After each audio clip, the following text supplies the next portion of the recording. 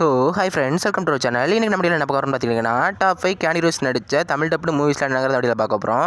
அப்புறம் வீடியோவில் போகிறதுக்கு முன்னாடி சேனல் லைக் பண்ணாதாங்க லைக் பண்ணிக்கோங்க, சப்ஸ்கிரைப் பண்ணாதாங்க சப்ஸ்கிரைப் பண்ணிக்கோங்க. இப்போ அவங்க வீடியோவில் போகலாம். நம்பர் 5ல் இருக்கிற மூவி கான்ஸ்டன்டைன். இந்த மூவி 2005 ரிலீஸ் ஆயிருக்கு. இந்த மூவியோட ஸ்டோரி என்னென்னா, ஒரு ட்வின் சிஸ்டர் இருக்காங்க. அதில் ஒருத்தங்க சூசைட் பண்ணி இறந்து போயிடுறாங்க. அவங்களோட ஆத்மா வந்து நரகத்துக்கு போயிருக்கா இல்லையான்னு செக் பண்ணுறதுக்கு நம்ம ஹீரோ அங்கே அனுப்புகிறாங்க. நம்ம ஹீரோ அங்கே போய் பார்த்த பிறகு தான் தெரியுது, அங்கே இருக்கிற சில கெட்ட சக்திகள் வந்து நம்ம பூமிக்கு வரணும்னு நினைக்குது.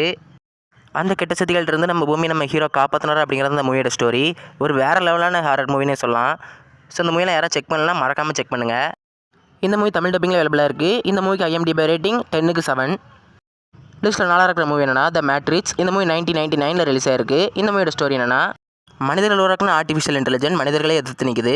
ஸோ அதுலேருந்து தப்பிச்ச சில பேர் வந்து அதை திரும்ப அழிக்கணும்னு நினைக்கிறாங்க. ஸோ அந்த மிஷினை ஹெல்ப் பண்ணுறதுக்கு தான் ஒரு ஹேக்கர் நம்ம ஹீரோ கண்டுபிடிக்கிறாங்க. நம்ம ஹீரோ வந்ததுக்கப்புறம் அந்த ஆர்டிஃபிஷியல் இன்டெலிஜென்ட் அழிச்சாங்களா அப்படிங்கிறது அந்த மூவியோட ஸ்டோரி.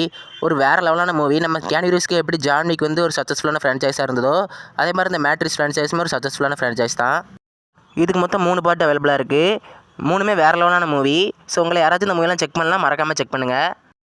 இந்த மூவிக்கு IMDb ரேட்டிங் 10க்கு 8.7. லிஸ்ட்டில் தேர்டாக இருக்க மூவி என்னென்னா 47 ரோனின். இந்த மூவி 2013 ரிலீஸ் ஆயிருக்கு. இந்த மூவியோட ஸ்டோரி என்னென்னா, இந்த படத்தில் நம்ம கேனி ரோஸ் வந்து ஒரு சாமுராய். ஆனால் அவரை யாருமே மதிக்கவே மாட்டாங்க. அது மட்டும் இல்லாமல் அவர் அந்த டீம்லேருந்து விற்றுருப்பாங்க. அந்த டைமில் தான் ஒரு ஈவிலன் வந்து அந்த கிங்டமே அழித்து அந்த வீரர்களையுமே கொண்டுறான். ஸோ மொத்தமே 46 பேர் தான் உயிரோடு இருப்பாங்க.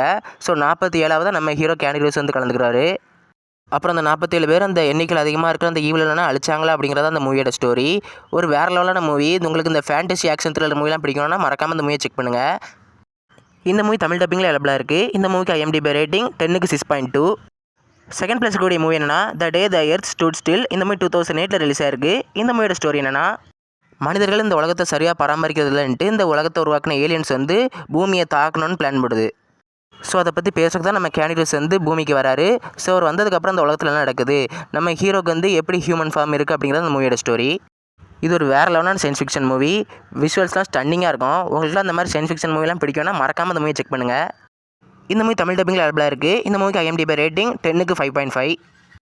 லிஸ்ட்டில் ஃபஸ்ட் பிளேஸில் கூடிய மூவி என்னென்னா ஜான் விக். இந்த மூவி 2014 ரிலீஸ் ஆயிருக்கு. இந்த மூவியோட ஸ்டோரி என்னென்னா, நம்ம ஹீரோன் வந்து சாகிறதுக்கு முன்னாடி நம்ம ஹீரோக்கு வந்து ஒரு நாயை கிஃப்டாக கொடுத்துருப்பாங்க. ஸோ அந்த நாயை வந்து ஒரு நாள் ஒரு கேங்ஸ்டர் கும்பல் வந்து நம்ம ஹீரோவையும் அடிச்சு போட்டு அந்த நாயை கொலை பண்ணிட்டு போயிடுறாங்க. அதுக்கப்புறம் நம்ம ஹீரோ எடுக்கிற ரிவெஞ்ச் என்னதுங்கிறது தான் அந்த மூவியோட ஸ்டோரி. ஒரு வேறு லெவலான ஆக்ஷன் மூவி. ஒரு நாய்க்காக ஒட்டுமொத்த அசாசின் வேல்டே நம்ம தலைவன் கதற விட்டுருப்பாரு. இதுக்கு மொத்தம் 4 பார்ட் இருக்குது. 4 பார்ட்லேயுமே ஆக்ஷன் சீக்வன்ஸ் எல்லாமே சும்மா தாறுமாறாக இருக்கும். இந்த மூவியெல்லாம் ஆக்ஷன் சீக்வன்ஸுக்காகவே பார்க்கலாம். இதுக்கப்புறம் அதுக்கு பார்ட் 5 வரப்போகுது. ஸோ யாரெல்லாம் இந்த மூவியெல்லாம் பார்க்கலையோ டெஃபினட்டாக செக் பண்ணுங்கள். இந்த 4 மூவியுமே தமிழ் டப்பிங்கில் அவைலபிளாக இருக்குது. இந்த மூவிக்கு IMDb ரேட்டிங் 10க்கு 7.5. ஸோ அவ்வளோதான் ஃப்ரெண்ட்ஸ், எனக்கான வீடியோ பிடிச்சிருந்தா சேனல் லைக் பண்ணி சப்ஸ்கிரைப் பண்ணி உங்கள் ஃப்ரெண்ட்ஸுக்கு வீடியோ மறக்காமல் ஷேர் பண்ணுங்கள். அடுத்து இதே மாதிரி இன்ட்ரெஸ்டான வீடியோ மீட் பண்ணுறேன். ஸோ அது வரைக்கும் பை காய்ஸ்.